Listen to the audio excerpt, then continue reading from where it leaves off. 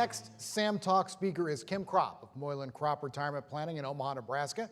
She and her team provide seamless experiences by offering all aspects of financial planning in one convenient location. Now, Kim graduated from Wayne State College with a degree in elementary education and learning disability. She's a member of the Financial Planning Association, the National Association of Professional Women, the Society of Financial Professionals, and serves on the Emmanuel Hospital Charity Foundation Board, the Iowa School for the Deaf Foundation Board, and is on the FSI Board of Directors.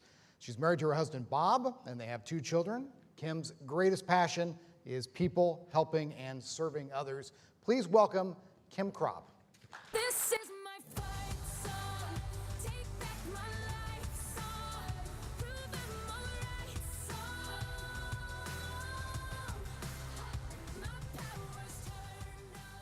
Starting right now, I'll be strong. Adversity. How do you respond when adversity is at your door? Do you pull back? Do you ignore? Do you deny? Do you give up? Or do you instead push out, embrace your enemy, and build a village together? Today I'm going to talk to you about 3 cases of adversity and what I did when adversity was at my door. Hardington, Nebraska, population 1,000. I grew up on a farm 8 miles out of town. I was surrounded by 3 brothers, an entrepreneurial father, and a mother who wanted to be a doctor. Because of a disease called nephritis, my mom never became an MD. But just to tell you the fire within her, she was told to never have children, and she had 4. In the summer months, I would go to dialysis treatments with my mom. I would be surrounded by her and others just like her, graying skins, sadness in their eyes, talking about their dismal futures. In the fall, I would ride to school with Dad. And one day I noticed a tear running down my father's cheek. And he went on to tell me that Mom wasn't doing well. The doctors had told him that the nephritis was getting worse, the treatments weren't working, and more than likely she was going to die. More than likely. 3 words I would visualize, I would see, I would hear throughout my life. But at this moment, at this young age, all it meant to me was fight. And I looked at my dad and I said, you know, Dad, we're fighters, and Mom especially. There's got to be something that we can do. I've read about sibling matches, I've read about kidney transplants, and Mom has 3 brothers. So isn't there a possibility that maybe one of them would be a match?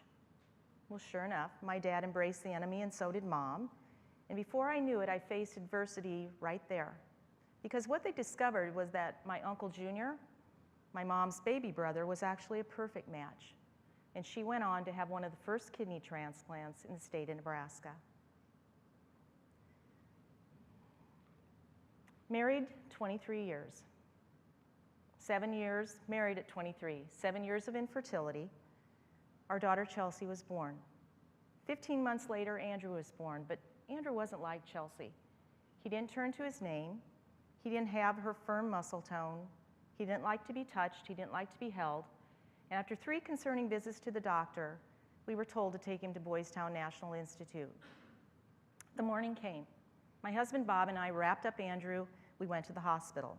We were greeted by 2 physicians who told us that because he was only 9 months old, they couldn't test him in a normal fashion.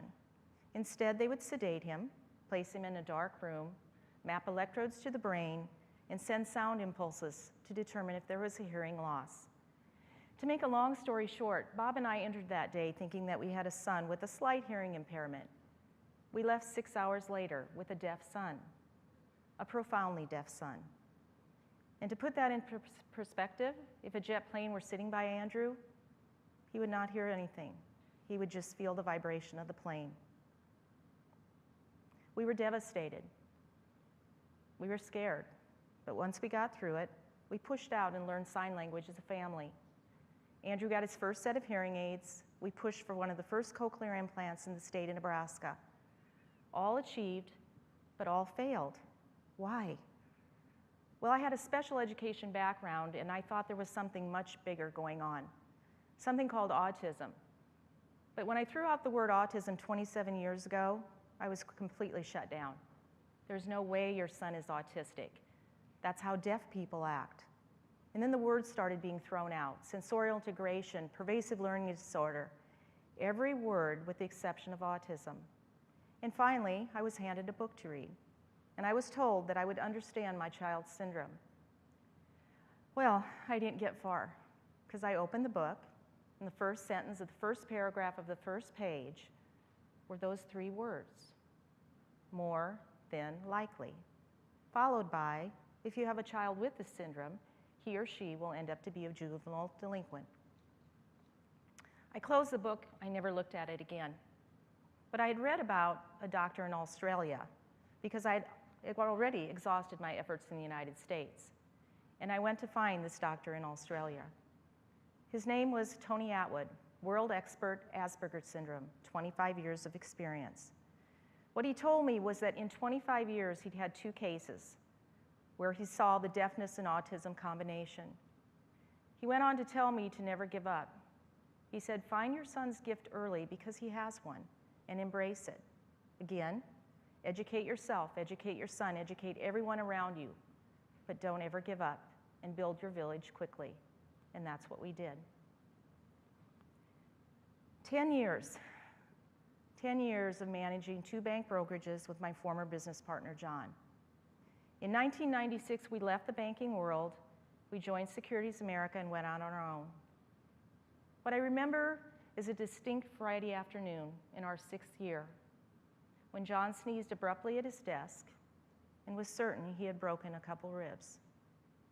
I immediately reached out to a doctor-client friend of ours, Dr. Bob, and even though it was very late on that Friday afternoon, he agreed to see John, and John left for the day. I heard nothing more that afternoon. But the next day, November 7th, 2001, I was standing in Lincoln, Nebraska, in front of the Cornhusker Coliseum, ready to go in and watch the Huskers play. And the phone rang, and it was John. He went on to explain to me that the day before he'd gone to the doctor and on to an oncologist who had also agreed to see him. The bloods were drawn, the chest x-ray done, and the bone scans began. And today he was back at the oncologist, and everything had been determined, and he wanted me to know the result. He was in his 4th stage of multiple myeloma, a blood and bone marrow cancer, terminal, and more than likely, he had 1 year to live. Adversity was twofold. My good friend, my business partner, 4-stage cancer. What he could do, he needed a stem cell transplant. The research was done, the 2 best places, Arkansas and Mayo Clinic. He went to both. He determined that the best place to go was Mayo, and he left to build his village. On the flip side of the coin was the business. It was just John and myself. And we had talked for years about the 2nd-generation family business, but we had read and we were told that more than likely those businesses fail. We didn't believe it. My 2 children would go a different direction, but we planted the seed very early in John's 3 sons, that if one were an estate planning attorney, one a CPA, one in marketing, all with finance degrees, that they would get their education, they would go out and get 5 to 7 years of experience, and eventually come in and join John and myself.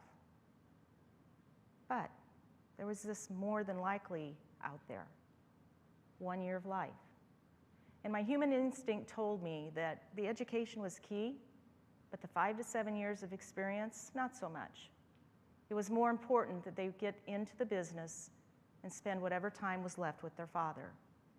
And that's what we did. So, today, this is my 85-year-old mother, Darlene. She likes to have a good time. She lives on her own. She has a little bit of macular degeneration, a little bit of arthritis, but she would be so very proud to stand here in front of you and tell you she has the Nebraska record for the longest living kidney recipient, and she's only a couple years away from the national record. This is our son, Andrew, and Andrew is 27, and like the doctor said, find his gift early, and we did, at age 6 actually, and it was navigation. And because of that gift of navigation today, he travels with me all over the United States, 1 to 2 weeks a month to see my clients.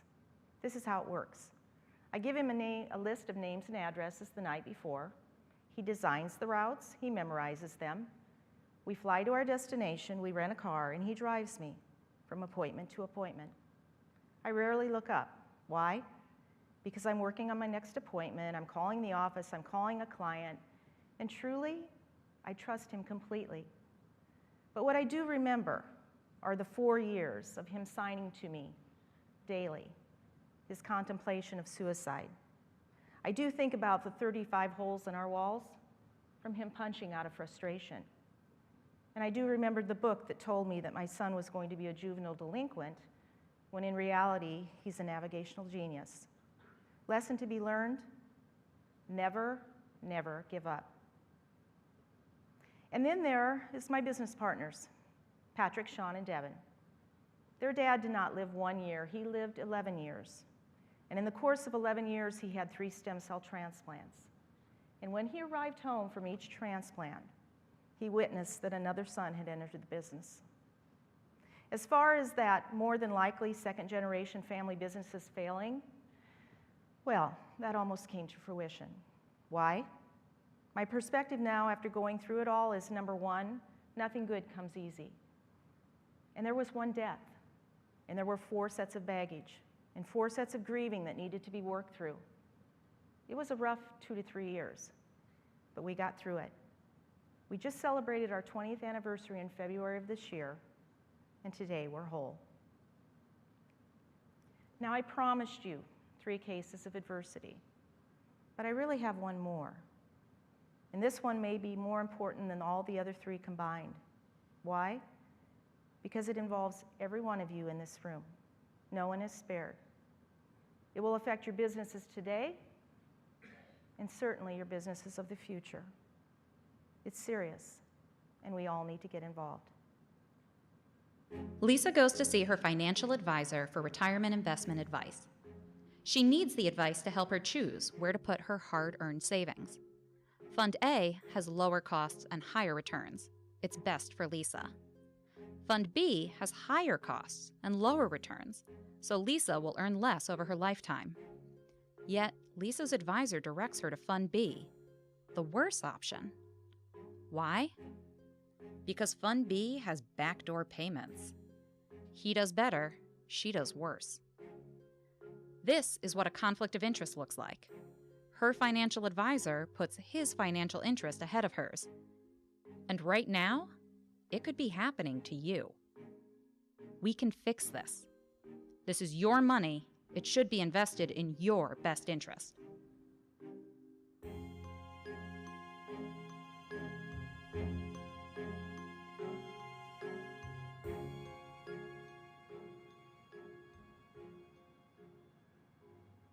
I doubt if you've seen this, but you will, actually in a matter of days. There will be many versions, like this one, but they all send the same message. They're questioning our integrity, what we do for our client, how we charge our client, really what is our value. And again, it's serious, and it will affect your businesses today and your businesses in the future. So I'm asking you to get involved. It's important. 3 years ago, Janine Wertheim reached out to me. She asked me if I was interested in joining the FSI Advisory Council and representing Securities America. And I was looking for a way to give back to a profession I really loved, so I said yes. But I'm embarrassed to tell you that all that I knew about FSI was that I paid a $99 membership fee. Embarrassing, but true. When I went to my first meeting, I was surrounded by hundreds of people like you and I, all from different broker-dealers, all there on their own dime, giving of their own time, talking openly about their successes and failures. And the educational sessions were awesome. The thing that took me back the most is that some of those people were there, they had been there every year since FSI had begun. The next year I went back, more console meetings, more sessions. I added Capitol Hill Day to my agenda.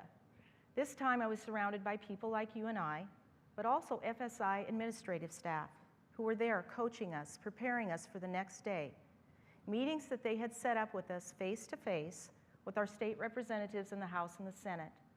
They were giving us the tools, the ammunition to go in and talk about how negatively impacting these issues were. When we got to Capitol Hill the next day, some knew exactly what we were talking about, some had no idea. But it was impacting, and it gave us the opportunity to make a difference. So I'm asking you to take advantage of the opportunity and make a difference. First of all, please go back. Make sure that everybody in your firm is a member of FSI. Secondly, I challenge you as leaders in our profession, to go to Capitol Hill Day this year, 2016, and every year thereafter, send somebody else from your firm to take advantage of that same opportunity. You get to be the one that stands in front of these people and tell them. You're the one that calls the family of the client, the mother you suspect has dementia. She's no longer safe. She needs to be moved from her home to a facility, and you're going to help orchestrate it. Tell them that you're the one that after 35 years of serving a client, you're there at the end of life in a hospice unit or the hospital, comforting that family and your client. Better yet, tell them the trips you make on the weekends to see a client who can't wait to talk about something till Monday morning. I am convinced that after 30-some years in this profession, it has nothing to do with minimums and hours worked and the money that's in a client's pocket. It is how we serve with humility and the positive impact we make on every life that is placed in front of us. We have the power to impact like no other profession, physically, spiritually, emotionally, financially, if we choose. And along the way, we learn to forgive quickly. And we learn that when our efforts are exhausted, we handle gracefully.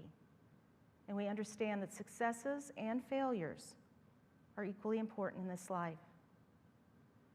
So I leave you with one last question. How will you respond when adversity is at your door? Because it is. Will you pull back? Will you ignore? Will you deny? Will you give up? Or will you instead push out? Embrace the enemy and build a village together? I hope you choose the latter. Thank you.